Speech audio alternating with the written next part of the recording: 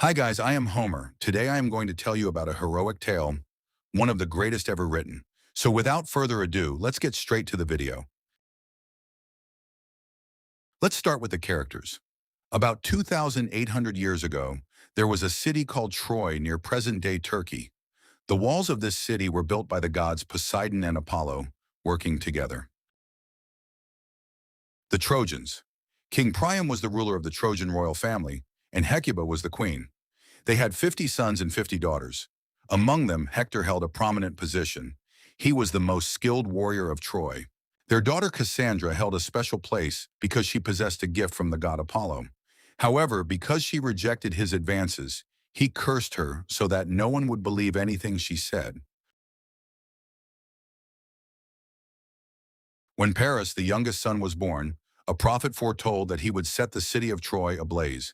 King Priam and Queen Hecuba entrusted the infant prince to a shepherd to be killed. However, unable to carry out the deed, the shepherd raised Paris instead. Later, the queen of Sparta was a woman of great beauty. One day while she was bathing, the god Zeus, having assumed the form of a swan, seduced her and united with her. Subsequently, instead of human infants, she laid 2 eggs. From one egg emerged twin boys, and from the other, 2 girls. One of these girls was Helen. She possessed exquisite beauty and came to be known as the most beautiful woman in the world. Many kings vied for the hand of Helen in marriage. Among them, Agamemnon, Odysseus, Menelaus, and Ajax the Great. Distressed to see these kings ready to kill one another over her, Helen was deeply troubled. Consequently, the kings reached an agreement. Helen would choose her own husband, and regardless of whom she selected, they all pledged to protect him and ensure no harm befell him. Ultimately, Helen chose Menelaus, the king of Sparta. Yet that very pledge would go on to determine the fate of millions of lives. A special banquet was held for all the gods of Olympus. Some sources identify this as the wedding anniversary of Achilles' parents. All the gods were invited, with the exception of Eris, the goddess of discord. Intent on disrupting the celebration, she tossed a golden apple inscribed with the words, "To the fairest," into the gathering. 3 major goddesses of Olympus, Hera, Athena, and Aphrodite, vied for the apple. Unwilling to resolve the dispute himself, Zeus referred the matter to Paris, considered the fairest man in the world. Attempts were made to win over Paris, when Hera promised him sovereignty and Athena offered him all the knowledge and combat skills in the world. Meanwhile, Aphrodite, recognizing his desires, promised him the most beautiful woman on earth. Paris agreed to Aphrodite's terms and awarded her the golden apple. However, the most beautiful woman in the world was Helen. To fulfill her promise, Aphrodite used her magical powers to enchant Helen and unite her with Paris, though some sources state that Paris abducted her by force. Upon Paris's arrival in Troy, King Priam recognized him and acknowledged him as a prince. Enraged upon learning that Helen had been abducted, Menelaus prepared for war, rallying all the kings and warriors who had pledged their support to him. These were the Achaeans, including Agamemnon, Menelaus, Odysseus, Achilles, Diomedes, Ajax the Great, Ajax the Lesser, and Patroclus, who gathered with the entire Greek army to ready themselves for battle. However, there were no winds to sail their ships. Prophets declared the cause to be a curse invoked by the goddess Artemis. She had caused the winds over the Greek seas to cease because King Agamemnon had killed one of her sacred deer and mocked her. To break the curse, Agamemnon had to sacrifice his daughter Iphigenia. He deceived her by claiming she was to marry Achilles, then led her to the altar and sacrificed her to the goddess Artemis. Some sources state that Artemis took Iphigenia away before the sacrifice could actually take place. Regardless, Agamemnon's queen, Clytemnestra, came to harbor a deep hatred for him.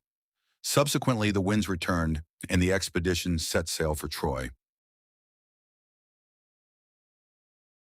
Achilles, the son of King Peleus and the sea goddess Thetis, was a magnificent warrior. Prophecies revealed 2 possible destinies for him. Either he would rule over Pythia and live to old age, only for his name to eventually fade into oblivion, or he would go to the Trojan War, die in battle, and achieve eternal renown as a warrior. Because his father was mortal, Thetis sought to make Achilles immortal. She took him to the underworld and dipped him into the river Styx while holding him by the heel. As a result, his entire body became invulnerable, except for the heel, which had not been submerged in the river, making it the only vulnerable part of his body. When Achilles' mother realized that the Greek army was coming to take her son away, she disguised him as a woman and hid him among the women of the city. Odysseus and Diomedes were unable to locate him during their search.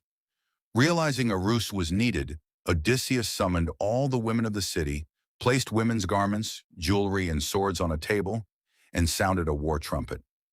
While all the other women fled with the clothing and jewelry, one woman seized a sword and prepared to fight. Recognizing this as Achilles, Odysseus informed him of the war. Having fallen for Odysseus' stratagem, Achilles joined the conflict alongside Patroclus and his army of Myrmidons.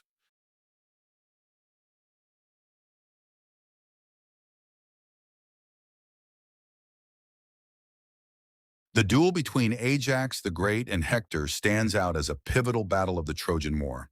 According to historical sources, the two warriors met face-to-face and engaged in single combat. They fought from morning until evening, eventually halting the battle as night fell. In recognition of Ajax's prowess, Hector presented his own sword to him as a gift. The Trojan War dragged on for years, claiming the lives of thousands of men on both sides. Seeking a resolution, the opposing forces agreed that the conflict would be decided by a duel between Menelaus and Paris, with the victor claiming Helen.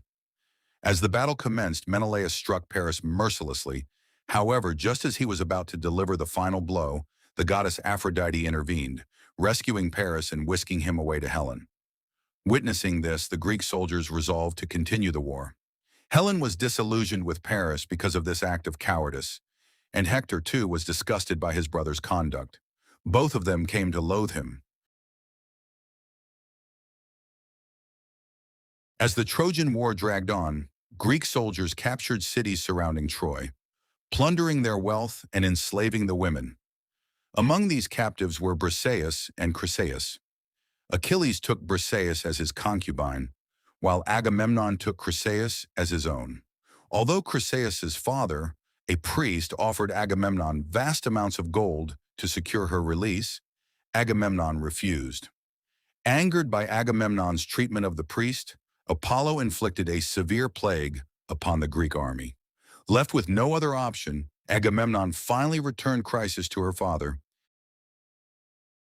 Agamemnon, displeased with the relationship between Achilles and Briseis, demanded that she become his concubine.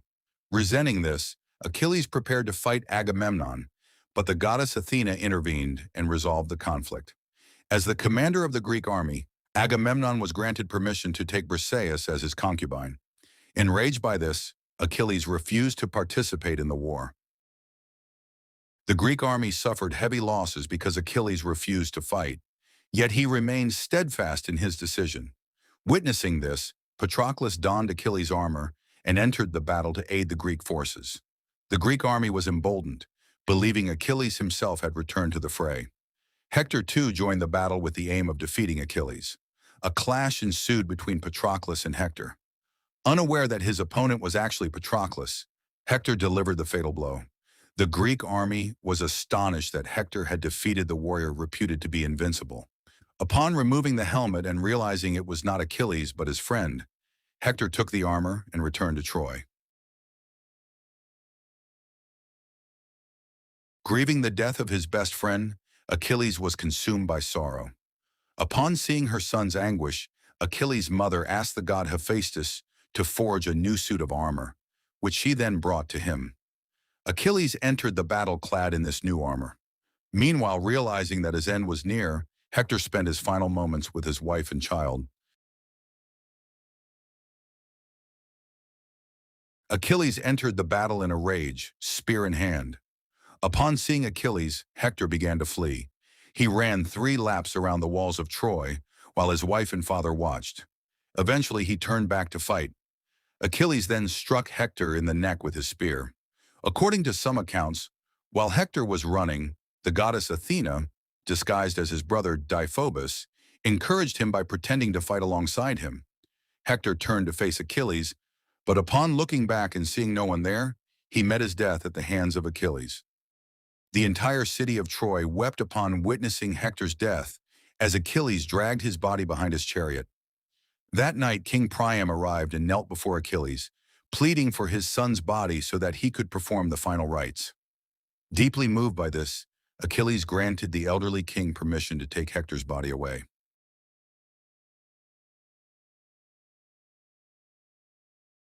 While he was driving back the Trojan forces after slaying Hector, Achilles was struck in the heel by an arrow loosed by the Trojan prince Paris, who had taken aim under the guidance of the god Apollo. Crippled by the arrow striking his heel, his only vulnerable mortal spot, Achilles met his death just as the prophecies had foretold. The man deemed invincible fell at the hands of the least capable man in Troy.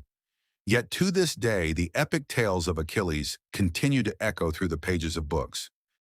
Following the death of Achilles, a dispute arose among the Greeks regarding the ownership of his armor. Ajax the Great was a prominent contender.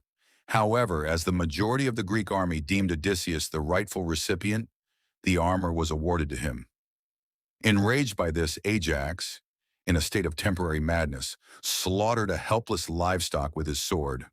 Upon regaining his senses and overcome with despair over his actions, he fell upon the very sword Hector had once given him and took his own life. He is considered the first figure in Greek literature to commit suicide. Some sources also suggest that the goddess Athena was responsible for driving Ajax to madness. Following the deaths of Achilles and Ajax, the Greek army suffered heavy losses. According to a captured Trojan priest, the Greeks needed three things to win the war: the bow of Heracles, the sacred statue of the goddess Athena hidden within Troy, and the son of Achilles. Philoctetes, who possessed Heracles' bow, joined the Greeks in the Trojan War and killed Paris using Heracles' bow and arrows. Diomedes and Odysseus secretly stole the statue of Athena from the city of Troy. Neoptolemus, son of Achilles, joined the Greek army to avenge his father's death. Even with these three attributes possessed by Odysseus, the walls of Troy did not fall. What the Greeks truly needed was a hero, specifically Odysseus, the most intelligent among them. Odysseus instructed Epius, a carpenter, to construct a massive wooden horse capable of housing the finest Greek soldiers. Epius completed the task in 3 days, and the elite Greek warriors concealed themselves inside the structure. The following morning, finding no Greek ships or soldiers in sight, the Trojan troops discovered the wooden horse. King Priam was informed of the discovery, and soothsayers claimed that the Greeks had fled in fear, having built the horse as an offering to seek forgiveness from the gods.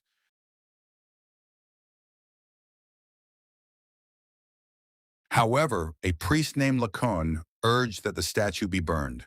2 sea serpents then emerged and claimed the lives of Lycaon and his 2 sons. Believing he had been cursed by the gods, the people proceeded to bring the horse into the city of Troy. Upon seeing the horse, Cassandra cried out, urging that it be set on fire. Yet due to Apollo's curse, no one believed her, and she was dismissed as mad. When night fell, soldiers emerged from within the horse, killed the gatekeepers, and opened the gates of Troy. Thousands of Greek soldiers then stormed into the city. The Greeks entered the city of Troy and began slaughtering everyone: men, women, children, and the elderly alike. Achilles' son, Neoptolemus, made his way to King Priam's chambers and struck the helpless king down with his sword. He then sought out Hector's wife Andromache. He snatched her son, Astyanax, from her grasp and hurled the child down from the chamber. Subsequently, he took Andromache as his concubine. Cassandra watched these horrific events unfold in anguish from within the temple of the goddess Athena. Yet to her misfortune, Ajax the Lesser arrived and violated her right in front of the statue of Athena. The city that could never be conquered was burned to ashes by the Greeks. The goddess Athena informed Zeus of the actions of Ajax the Lesser. Enraged, Zeus struck Ajax's ship with a lightning bolt as he was returning to Greece after the war, sinking the vessel and destroying his crew. Ajax managed to survive by climbing onto a rock, but mocked the gods. A furious Poseidon then split the rock in two and dragged Ajax down to the ocean floor. Agamemnon takes the helpless Cassandra as his concubine and brings her back to Mycenae. Unaware of the plot against him, Agamemnon and Cassandra are murdered by Clytemnestra, who acts in collusion with her lover, Aegisthus, to avenge the death of her daughter Iphigenia.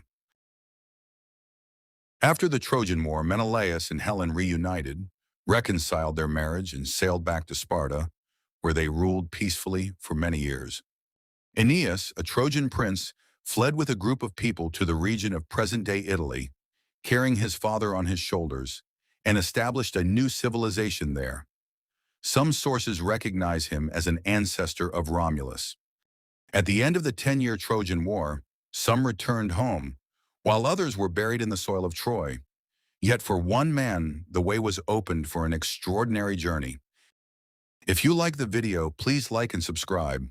If I missed anything or made a mistake, please leave a comment down below.